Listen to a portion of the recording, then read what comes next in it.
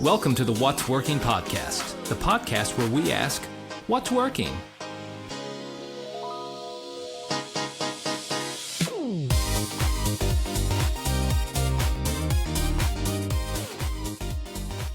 Hey everybody, welcome to the What's Working podcast. I am Jimmy Nash, and I am thrilled to have in the studio today Sapphire Stubbs, founder of General Population, a New York-based marketing agency founded to support art and film entities with comprehensive marketing resources and scaffolding. Sapphire, thank you so much for joining me today.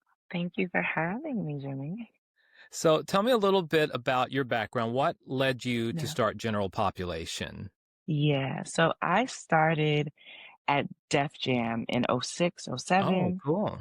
Great time to be at Universal. I mean, I was like an intern and then helping out street team stuff. And then, around that time, you kind of just slowly make your way to trying to figure out what you fit into. And I was in artist development at the time. And so, or that's the department I was in. And I loved that original idea in music where you would help in that beginning of the career, put who they're around, kind of what scheduling makes sense. And then also there was this like kind of way in which we would put reports together, I'll say, that made you place on Billboard, based on how you could tell a story with numbers. And Right. so I really did. I loved that, and I did that for a while. And I think the recession kind of came, and I would say the music industry left me. I didn't leave it. And from there, I went back to school, finished my degree, and I ended up going into marketing instead of like the artist development kind of, or music more specifically. And I ended up working at a direct response agency, and it was nice. I didn't know. I mean, I finished my degree was in broadcast communications because I just ended up finishing what I had started Right. once I got back into Temple University and just finished my degree. I ended up being in direct response, and because I didn't know much about advertising and marketing, and it was a entry level job, but it was with direct response and putting commercials on TV that had the phone number and I was a buyer or the website. I had like Guthrie Ranker, so it was proactive and stuff. I ended up really learning that like initial like how the strategy of at least buying works. Like you want your audience to kind of connect what times are the most consistent, and because you do need a direct response, you learned the mechanics of I think marketing and advertising pretty swiftly. And so that was my start. I ended up working in marketing back and forth. I would go back to Temple and become their marketing manager. And we did a really nice campaign with BuzzFeed when they were first doing branded content. And I don't know if it was first, but maybe around 2014. And so that was really nice. It was really successful. And so that case study got my name and interest in publishing. And so it was between like BuzzFeed or Complex. So I moved back to New York in 2016 to work at Complex. And it was right when they killed the magazine, and they said, we have our original O&Os, our owned and operated properties. You guys need to make, I was in the audience development department, so it was about getting more audience. And I think that was the shift in marketing, like IP for me. I had done it with product, and that's a little bit different, and we can talk about that a little later, but it was that shift into marketing IP. I left Complex to go to WME or Endeavor at the time. They had Endeavor Audio and a few other properties, and I worked across marketing for their acquisitions. It was like Mass Appeal, some audio props, some podcast properties, really as they built that up. And then they acquired Freeze at the time, the art fair, and Sneaker Con. So I would work across those teams, and we would always like brainstorm and come up with campaigns together. And one of the first audio podcasts or audio products I worked on was with Rami Malek. Oh, cool. And it was Blackout, and we were running everything at the same time as like his Oscar kind of run. And so that taught me how to kind of be in context with that, with marketing for something a bit on a larger platform. So I left IMG, I left Endeavor, and I went to this magazine that I saw around the time it just made sense. I wanted to get back into publishing. And there was a tennis magazine, which is still around, called Racket, and they put artists on the cover. And I thought, man, like I would love to. They commission artists to do their interpretation of something of the sport related on the Mhm. cover. And I really wanted to see, I thought it was a great property. And so I went there to help them with marketing, and it was just the two founders. And I did the same, the things I had learned, diversified the revenue streams, wanted to really have a brand behind what they were doing. And that led us to a Series A that we all kind of, it was my business school, I would say. It helped me, um, helped me learn how to do all the things that are required. And we raised a good amount, like around 2.5 million. And we had a pretty decent, for a niche company, Right. or a niche publishing property, it was like a 12 million valuation.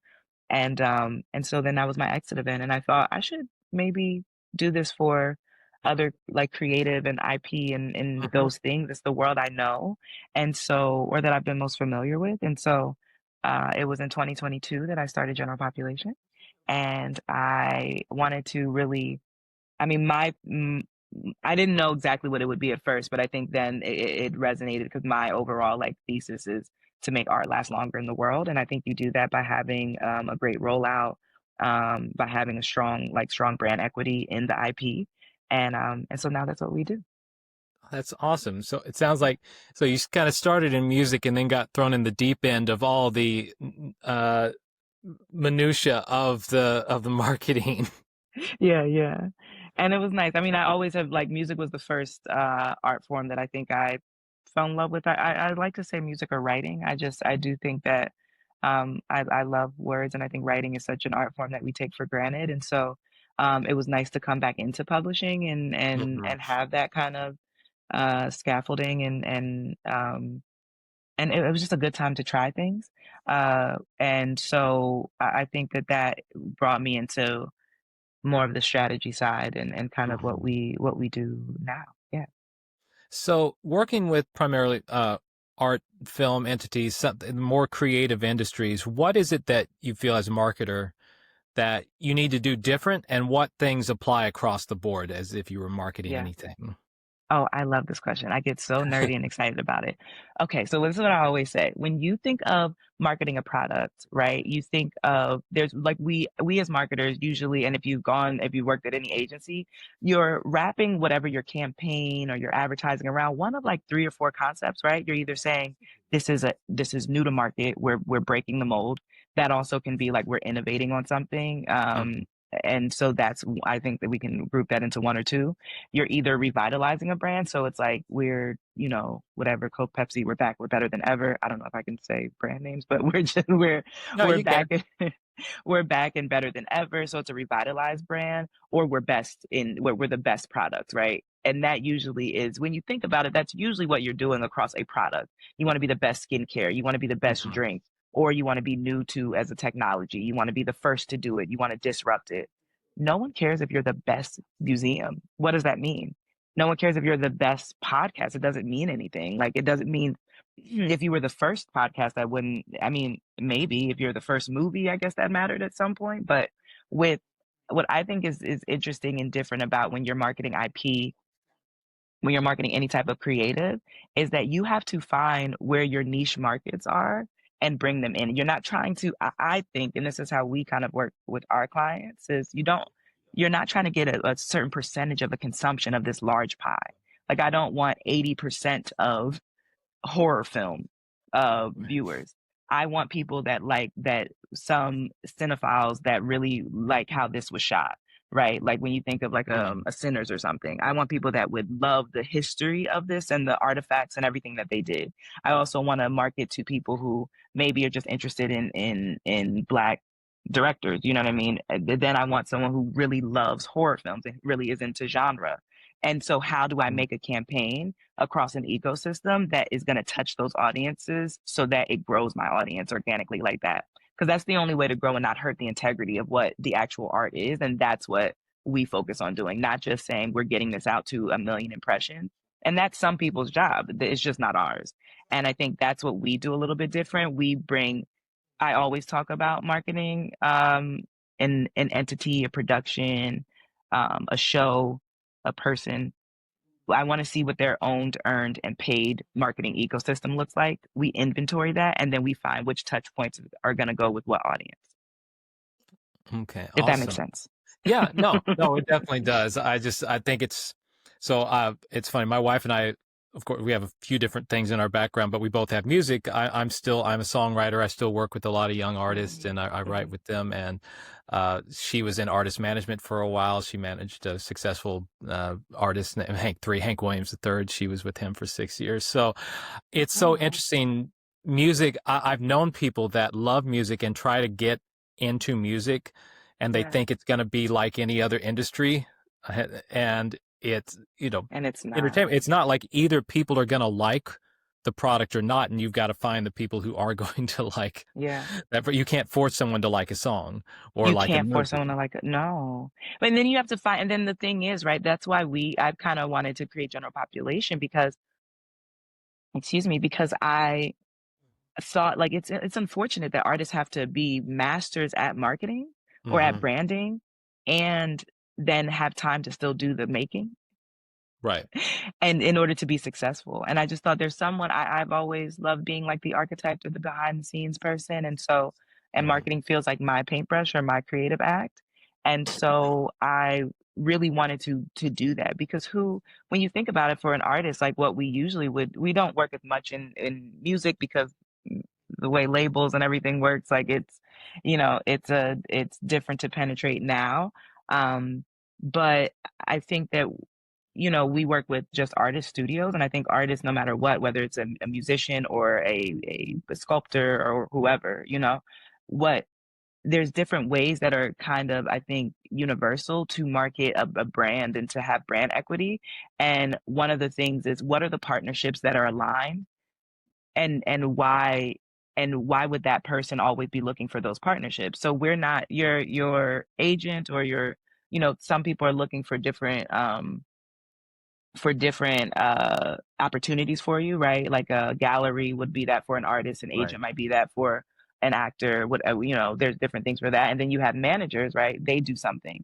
We want to make sure that those things are all communicating with each other, and so that that means that whatever the artist as a when you have a brand of a product, the brand is always the brand, right? Like Nike has an internal facing statement and an outward facing statement, and those things kind of are the lifeblood of the company.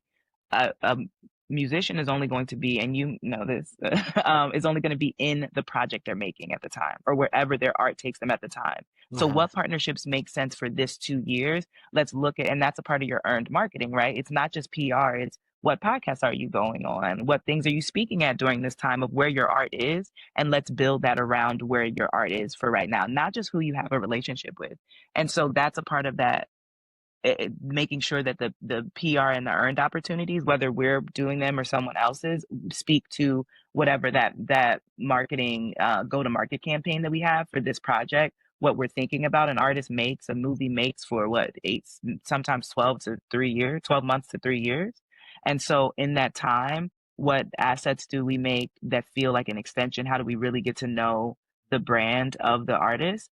And that can't be done the same way as the components of marketing still and the science of marketing still stand, right? We want to know what the brand is, the mission, Hmm. all those things, the pillars in which you're building on, who you think your audience is. We do all that in strategy, but it's not by saying we're going to take this time to do it. A lot of times we start with like artists and we just make their electronic press kit the way that they used to do in music for a fine artist. Instead of a 70-page portfolio of all your work, we want to craft what your bio is that makes us know, by doing this kind of psychological exercise with them that lets us know what what fonts they like when they see it, what colors they like, and then we make Hmm. them an internal brand and style guide based on what their likes were without having to bring them through that whole exercise.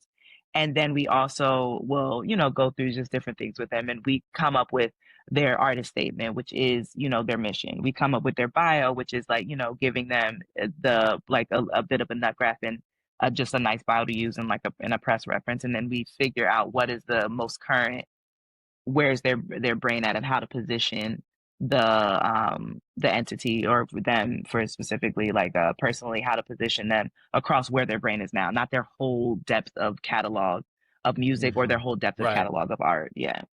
Well, I think that's very interesting because people, they always, as an artist, they'll like people will look back, let's say you're a music artist and they look back at your Spotify and I heard this song. Oh, that was 5 years ago. That's not really where I'm going now. I think Yeah. that's such a hard thing to define for artists that don't want to just be whatever they used to be, but are figuring out.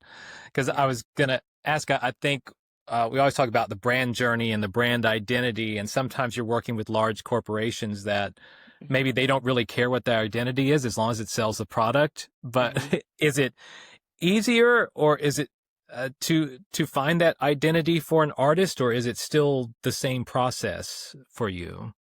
For an artist, I think they know you're just shaping it, you're just refining it. For larger entities, when you get into institutions and everything, it's a it's still a same brand journey. They don't care as long as it sells, right? Or different things like that. Where we Yeah. have issue because everyone's still trying to sell a product, whether you want more people to go see it or Right. and it's not necessarily drawn to a number. But when you get into institutions or like production studios and the kind of people that we like to work with or the kind of like larger entities we like to work with, we're either doing one of two things. We're doing a specific release for a documentary, a series coming out, like a podcast series or something, or we're working with an institution um, that may be like a nonprofit, a lot of times a nonprofit, or like a production studio that has a few things going on. And we're working with them on their on retainer as like their marketing kind of resource. Mhm. The reason why it's still the same brand journey because but it's a little different because with the nonprofits you have development departments which are still your sales department which is still a marketing funnel, and so that Yeah.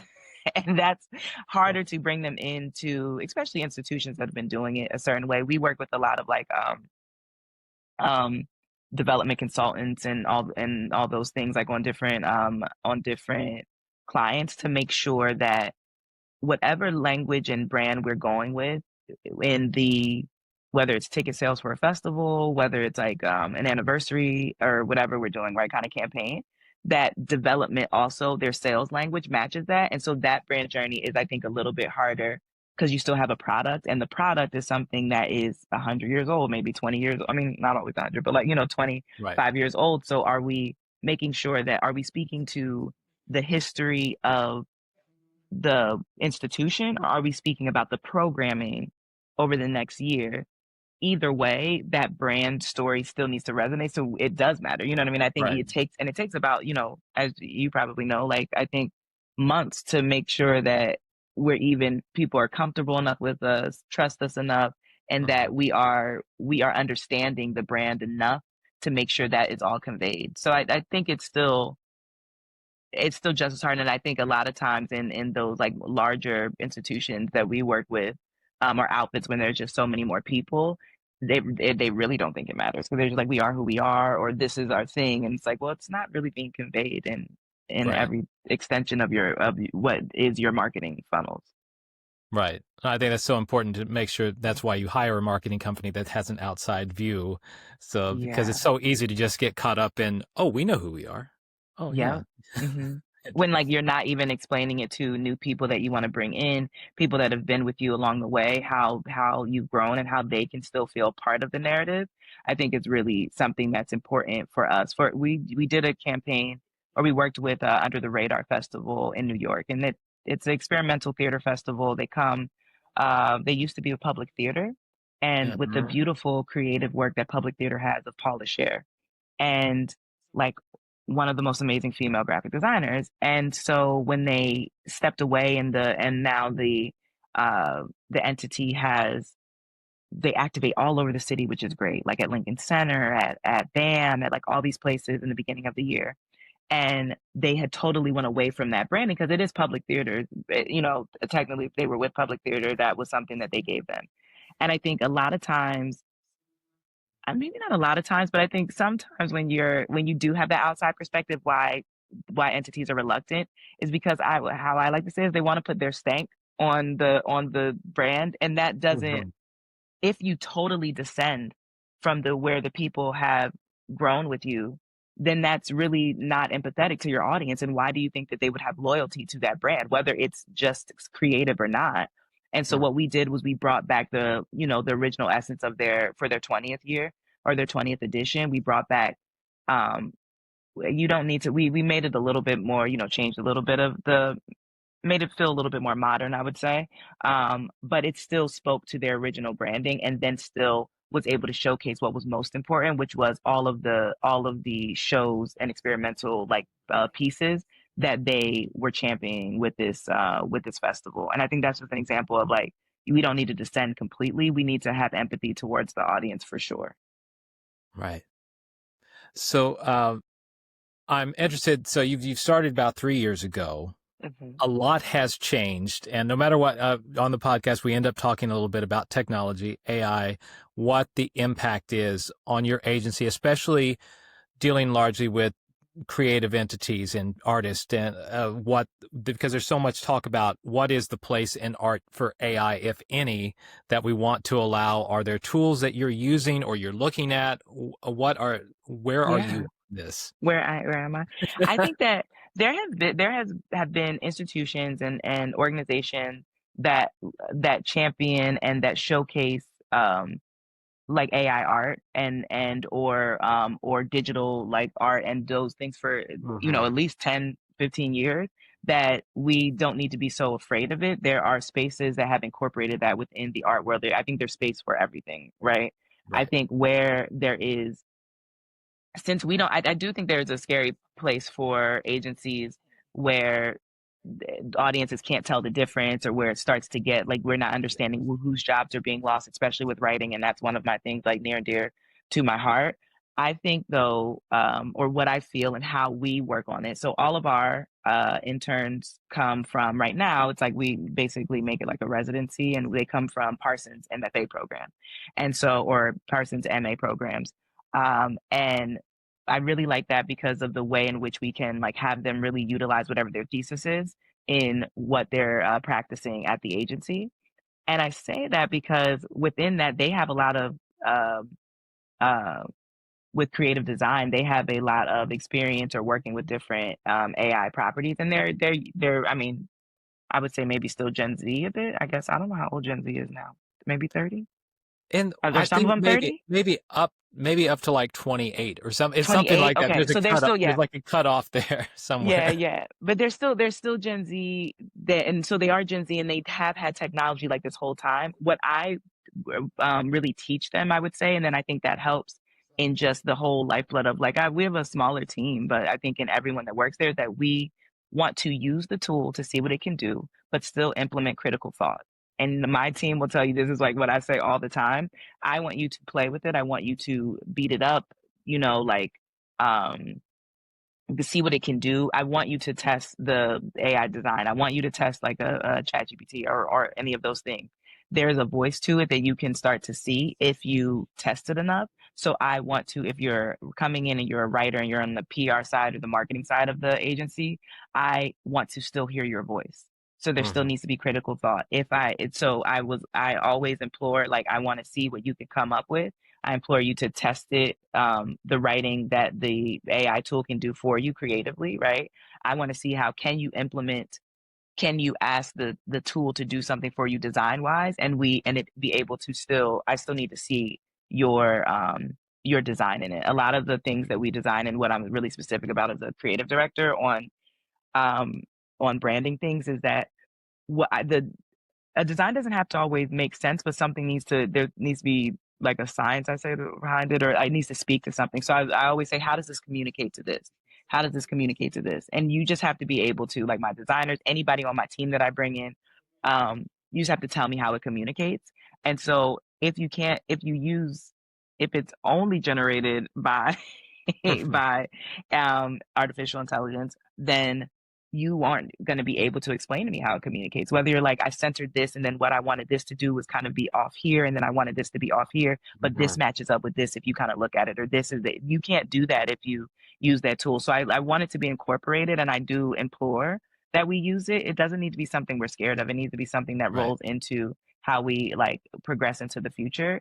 And but it shouldn't take away critical thought, and it shouldn't take away from like creative prowess. It's interesting as you're talking about that, because the same thing, like we want to know what is the technology, what's being used, because somebody's going to, like, that genie's out of the bottle. Like Yeah. people are going to use it in some capacity. And I find for writing, sometimes I'll just check it out and say, like, how would you phrase this? And it'll say it, and I'll be like, that's not how I would word it. It Yeah. prompts me to say, no, that's not right. That's exactly This how is I tell it right. to use the tool. Yeah, exactly. Like that, it just is an outside source to get you out of wherever your creative act is stuck in. And I Yeah. think that if you're stuck, it tells you like it's easier to say no to something sometimes and start from scratch. And it almost crystallizes, if you use it in the right way and speak to it, it almost crystallizes your vision Hmm. more than it can take away from it. Right. And I'm glad you're seeing that too, because that's like words are important.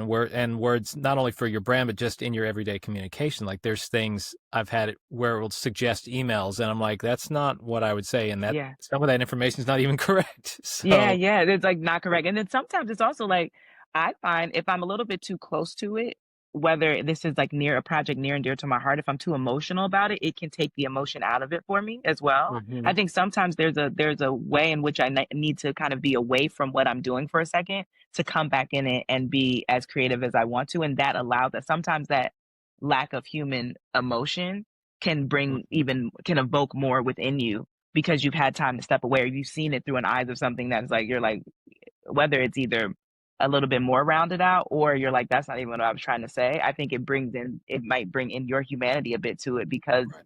if you work with it and not like against it. It's also not a genie, so it can't I'm just like you can't just throw everything in there and then hopefully it spits something out for you. Like Hmm. also if you're using it again, critical thought and how in which you would ask. And I kind of almost implore the interns to almost use it to help with management skills because if you think about it, we don't have all of the management and HR things that we used to kind of have. I think in the structure of hybrid working Right. and those things, especially in the creative world. So if you are, what are you telling it that actually describes and not, I don't like this or change this, change it to what? Like, and I just kind of use it as if I'm asking them what their script was, if we're going through something. And I make sure that I meet with all of the interns. I mean, we only have one or two per, then I keep it that way for so that I can meet with them at least once a week. And then their time with me can either go through how did we write a script out or what did you do to go through this? Again, how does this design communicate or what is the communication in the Right. design? Um, and so with that, I think that there is um, times where I use that to be like, well, if you told it that's so subjective that you need to explain that a little bit more, so that if we ever put you on, if you're working with not this artificial intelligence but an actual human, you have to explain that to a designer. So if you project manage, you would have to do this. If you Right. produce, you would have to do this. And I use it in that way too to help. Like this is just straight management of any tool is in management of a task. You know what I mean, or a project. Of course. That's awesome. Well, that's cool. I'm curious to see how everyone in so many different fields are utilizing AI. I think everyone's having to dip into it. Everyone's just seeing how it applies. Uh, Yeah. so before we wrap up, I always like to ask if you were giving a message, if anyone was out there watching today that, let's say, is either just getting into marketing, maybe they're looking to intern, maybe they're looking to start their own agency, what would be Yeah. one piece of advice you would give them to help them them down a good road? One piece of this is a good question. One piece of advice, if they were just starting, I would say, I would say, do not be afraid of research and knowledge. Like start everything with research, and I think you would have start everything with it. Like, and I think I would say, start everything with exploring, not even the research word. And the more you explore, the more inspiration you have. Okay. And I think that's what it Very would be. good. If Very I could good. condense it, I would say that, yeah, Yeah. well, the more you explore, start with exploration. And maybe I would add in research. And the more you explore, the more you can discover. Yeah. I get a lot of different answers to that, so it's hard to break it down to just one thing. So I'm hoping, like at Yeah. the end of all my podcasts, to like do a whole collage of all the Oh, all the nice. advice. I think that'd be great. Uh, Yeah. so one more completely non-marketing related question before we wrap up. So, Uh, my wife and I, we were in New York. She was in New York a long, long time. We're going to be back in a mhm, couple weeks. Favorite okay. restaurant in New York right now? Okay, favorite restaurant. Does it have to be in Manhattan or Brooklyn? I mean, we're going to mostly be in Manhattan, but if you have a Brooklyn that takes the cake, we'll accept Oh, that answer. okay. Well, in Brooklyn, Barbette, they have the best oysters. If there's no dietary restrictions, I love their oysters. and I love the seasonality of their menu. They also have this chocolate cake that is as Mm. a dessert that looks really fancy, but it's really just like very nostalgic of like a yellow cake and chocolate frosting. It might be Mhm. like a bittersweet one or it's a little bit fancy, but Barbette in Brooklyn, I would definitely say. And in Manhattan, I'm mostly in Brooklyn, so I don't think I could have a Manhattan one That's okay. that quickly. But you know one that is really nice, but it's hard to get into is well, I think all that's actually I'm not saying much. I really still love Double Chicken. They have the Mm. craziest craft cocktails, like the most and the architecture of it, the architecture and like layout set design of it, I think you would really appreciate in the back. So if you could get reservations, I think that's the best way. And book the reservations for the back, and it is beautiful. Okay. Double We will chicken. discuss that post Yeah. podcast. I'll look that Double up. chicken. And but Barbette, I would really like you guys to go to Barbette. Okay. I don't know if we'll make it out to Brooklyn or not. I don't know. We only have a Okay, few okay. days to make all You our only have a rounds. few days. Okay, okay. Then I say double chicken, but just book the reservation. Okay. Sapphire, thank you so much for joining me today. Everybody, thank you for watching the What's Working podcast. Sapphire Stubbs, founder of General Population. Thank you Thank again for you. being on, and we'll see you next time.